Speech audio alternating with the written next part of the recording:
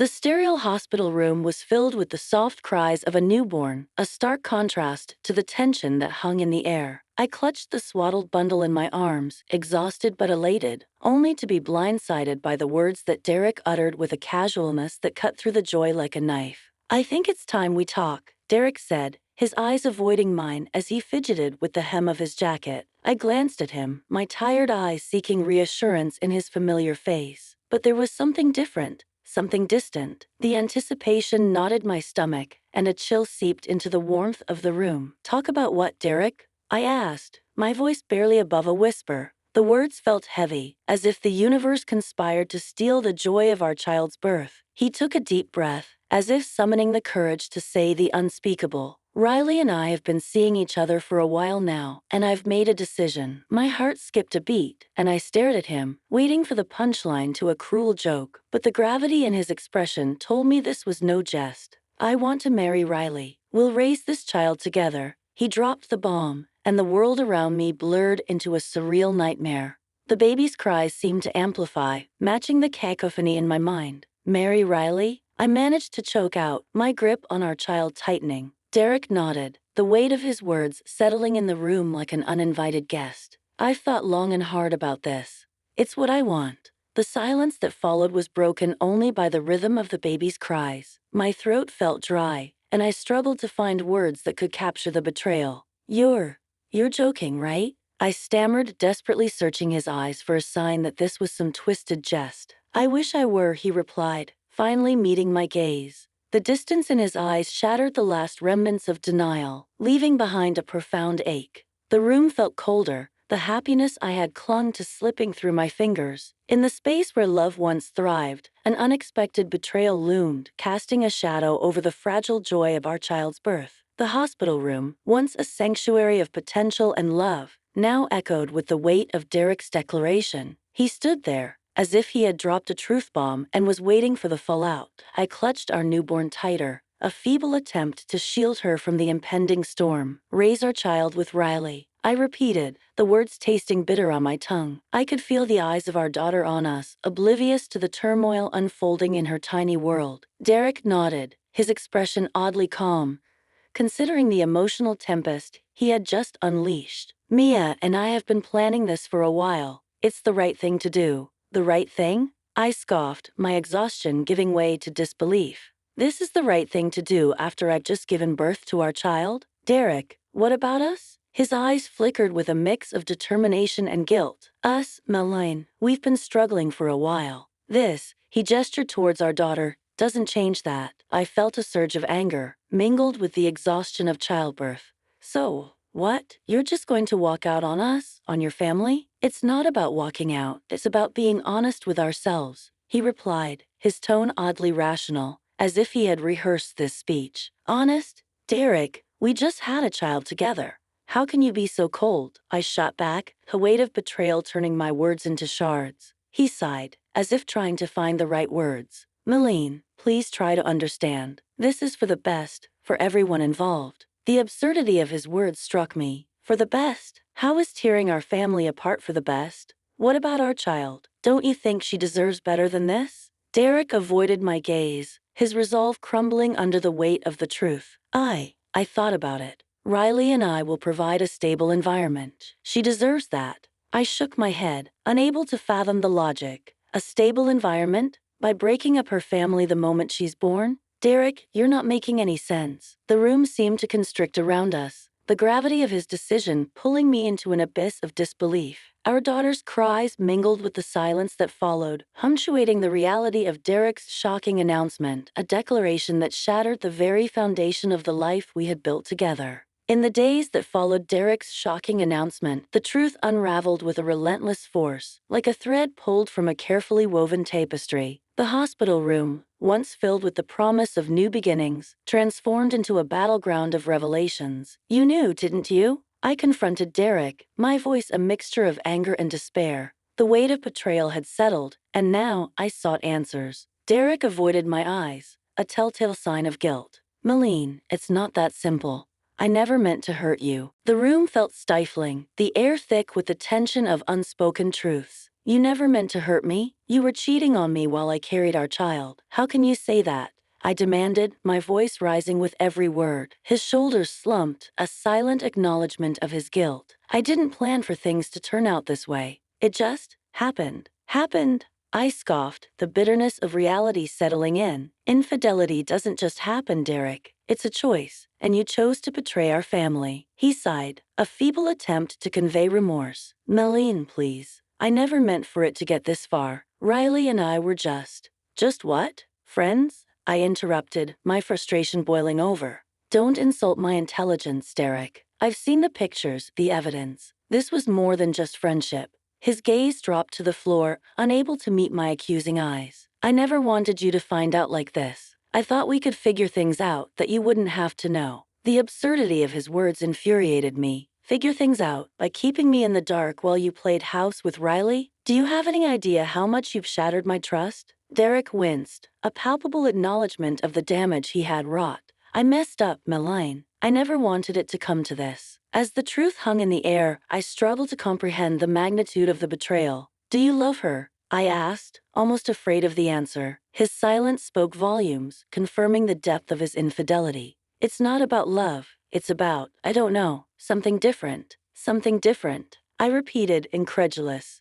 Derek, you're leaving your family for something different. What does that even mean? He shook his head, unable to articulate a coherent response. I can't explain it. Riley and I just connected in a way I never did with anyone else. The room echoed with the gravity of his admission. The revelation of infidelity was a wound that cut deep, leaving me to grapple with the shattered fragments of a marriage that had crumbled under the weight of betrayal. The revelation of Derek's infidelity left me grappling with the shattered remnants of trust. Unable to rely on his honesty, I sought the only means left to me, truth through investigation. I enlisted the help of a detective agency, the decision an act of desperation fueled by a need for clarity. In a dimly lit office, Detective Harris laid out the findings, each photograph a painful testament to Derek's betrayal. I'm sorry, Mrs. Johnson. We found evidence of Mr. Johnson's involvement with another woman during the period you mentioned, Detective Harris explained, his tone carrying a mixture of sympathy and professional detachment. The images spread across the table, a visual narrative of Derek's deceit. In each frame, he and Riley shared stolen moments, oblivious to the wreckage they were creating. I gritted my teeth, the pain of confirmation cutting through me like a knife. How long has this been going on? Detective Harris glanced at the documents. It appears to have started several months ago, around the time of your pregnancy.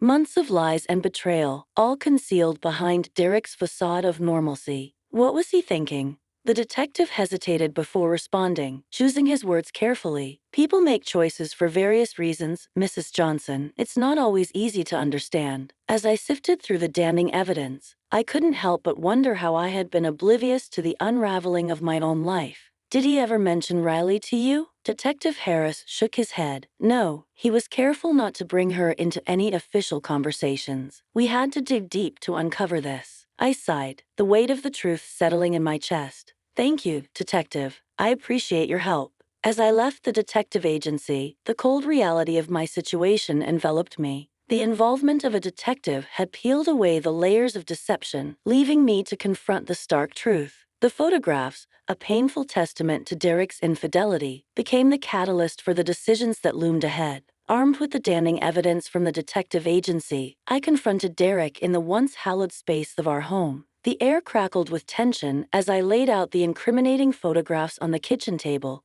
each image a painful reminder of his betrayal. What is this, Derek? I demanded, my voice edged with a mix of anger and hurt. He glanced at the photographs, a flicker of guilt crossing his face before he quickly composed himself. Meline, I can explain. Explain? I scoffed, bitterness lacing my words. What explanation could possibly justify this betrayal? Were you planning to tell me, or did you think I'd never find out? He sighed, a feeble attempt to diffuse the tension. I never wanted you to find out like this, Meline. It's complicated. Complicated? I echoed, incredulous. You've been cheating on me while I carried our child, and you call it complicated. Derek's eyes avoided mine, his guilt laid bare in the subtle shifts of his expression. I messed up, Meline, but it's not as black and white as it seems. I slammed my hand on the table, the photographs scattering in the wake of my fury. Not black and white? Derek, this is our family, our daughter. How could you do this to us? He looked down, unable to meet my gaze.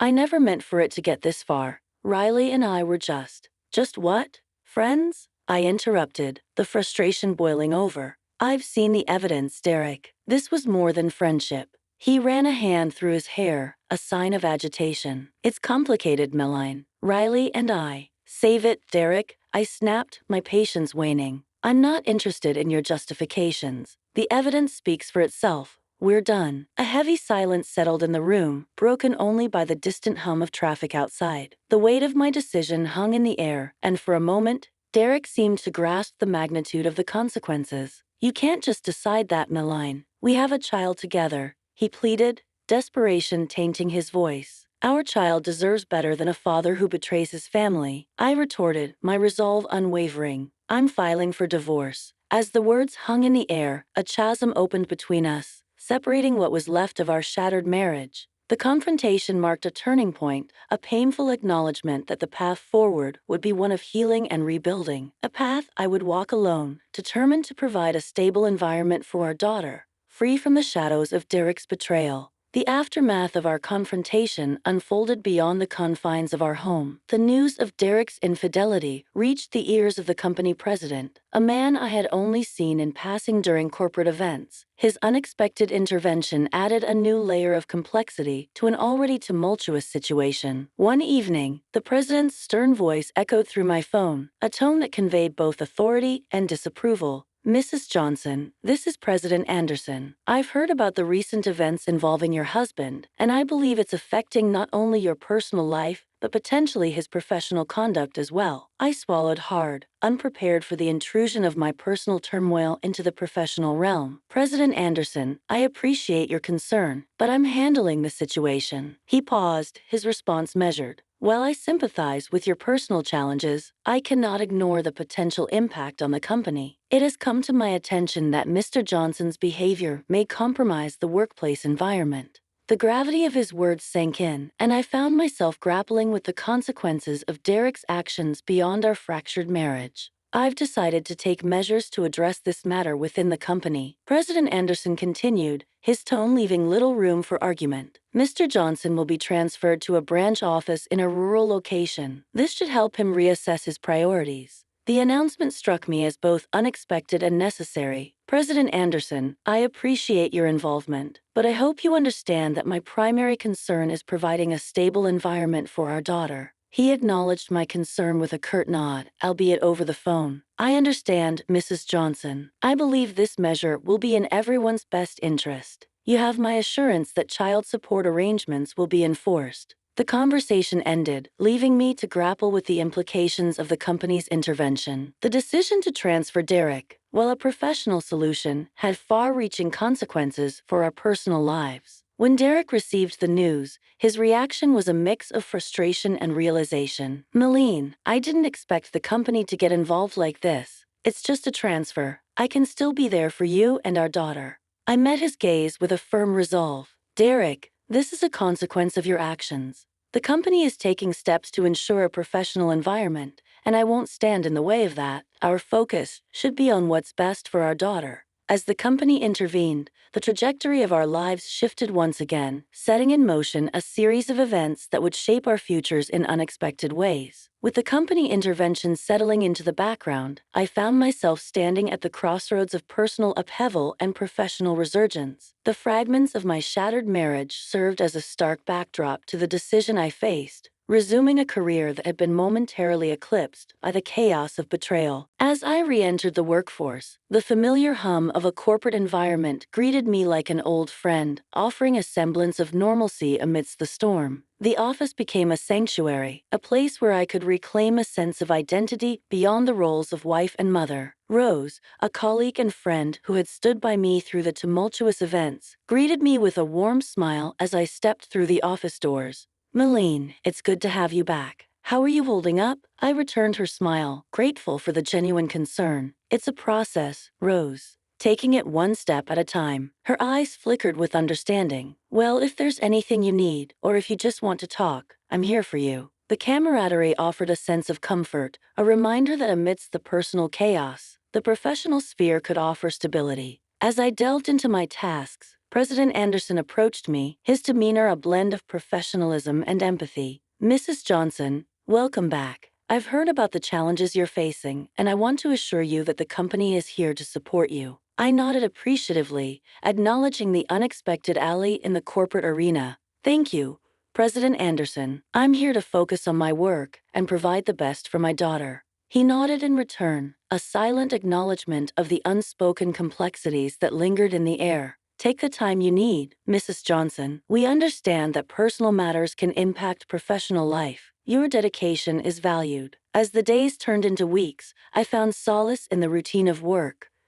the demands of a career offering a distraction from the echoes of betrayal. The office became a sanctuary where competence and dedication were recognized, providing a counterbalance to the personal turmoil that continued to unfold outside its confines. Rose, sensing the delicate balance, pulled me aside during a coffee break. "Malene, how are you really holding up? I know work can be a refuge, but don't forget to take care of yourself." I offered her a grateful smile, touched by her genuine concern. "I appreciate that, Rose. One step at a time, right?" Her eyes met mine with a shared understanding. "Absolutely, and remember, you're not alone in this journey." As I resumed my career, the chapters of my life unfolded with an unpredictable rhythm. The professional sphere, once overshadowed by personal turmoil, became a canvas on which I could redefine myself, an unexpected silver lining in the aftermath of a shattered marriage. In the wake of the storm that had ravaged my personal life, the silver lining appeared in the form of a steadfast friendship with Rose. As the days unfolded, our connection deepened, and the office camaraderie transformed into a genuine bond that served as a pillar of support. One afternoon, Rose invited me for a coffee break, a routine that had evolved into a comforting ritual. The aroma of freshly brewed coffee enveloped us as we settled into a quiet corner of the office cafeteria. "How are you holding up, Malene?" Rose asked, her eyes reflecting a genuine concern. I sighed, appreciating the sincerity in her question. "Some days are better than others, Rose, but having you as a friend makes a world of difference." She smiled, the warmth of understanding passing between us. "I'm here for you, Malene, through thick and thin. It's not easy navigating through all this, but you're doing great."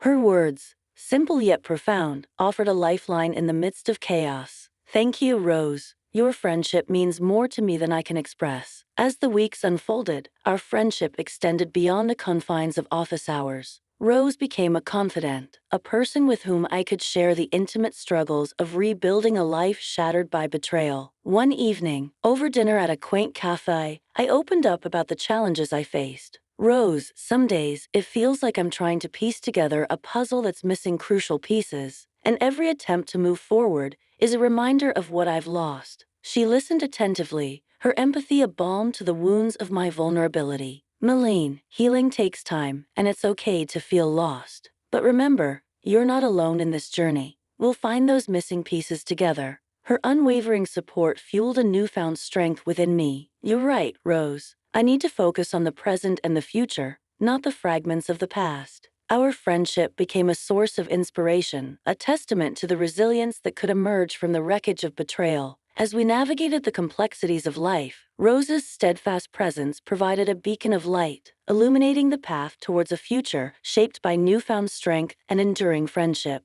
In the office, our connection transcended the professional, creating a shared space where laughter and shared challenges coexisted. One day, as we worked side by side on a project, Rose turned to me with a mischievous grin. "Malene, let's make a pact. No matter what life throws at us, we'll face it together." I met her gaze, gratitude welling up in my chest. "I couldn't ask for a better ally, Rose." "Deal." In that moment, as we sealed our pact, the echoes of betrayal faded into the background, overshadowed by the promise of a friendship strong enough to weather any storm. Chapter 8 unfolded as a testament to the transformative power of connection, proving that even in the face of shattered trust, the bonds of genuine friendship could emerge as a guiding light. As the seasons changed and wounds began to heal, Chapter 9 unfolded, a chapter marked by resilience, newfound strength, and the promise of a fresh start. The turning point came when I decided to attend a company event, a choice that symbolized my commitment to embracing life beyond the shadows of betrayal.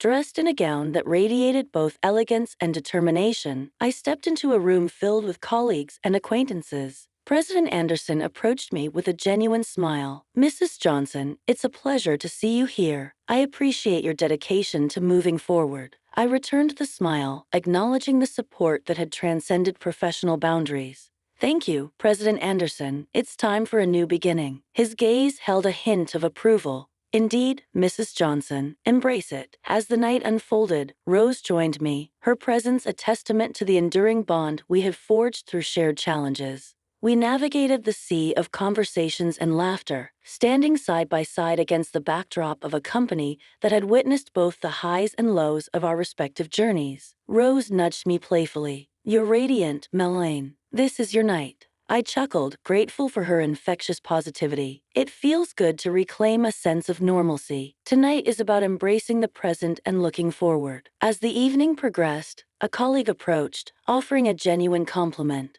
"Melaine, I must say, your resilience is inspiring. It's not easy to rise above such challenges." I smiled, acknowledging the sentiment. "Thank you. Life has its twists and turns, but we have to keep moving forward." The company event became a symbol of the transformative power of time and resilience. The echoes of betrayal that once reverberated through my life had softened, replaced by a newfound sense of self and purpose. In the following weeks, Rose and I continued to navigate the complexities of life, leaning on each other for support and laughter. Over a cup of coffee, she looked at me with a twinkle in her eye. "Melaine, do you realize how far you've come? A few months ago, the idea of attending an event like that would have felt impossible." I nodded, reflecting on the journey. "It's a testament to the strength we find in unexpected places, isn't it?" Our laughter echoed through the cafe, a celebration of the resilience that had become the foundation of our friendship. "To new beginnings." Rose raised her coffee cup in a toast. "To new beginnings," I echoed, the words carrying a weight of significance and hope.